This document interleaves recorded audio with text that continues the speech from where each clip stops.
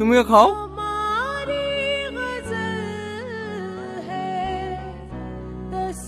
সাথী, আয় আয় মিষ্টি খা।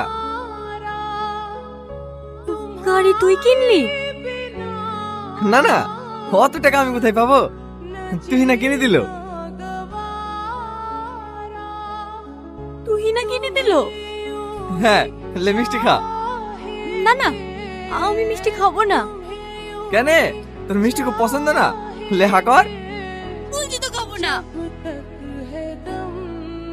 আমি জানতাম ও ঠিকই একদিন আমার কাছ থেকে তোকে কেড়ে নেবে, আর আজ সেটাই হলো। ভালো থাকিস তোরা। সাথী, সাথী, দাদি, সাথী সব কি বলে গেল? কি বলে গেল বুঝতে পারছিস?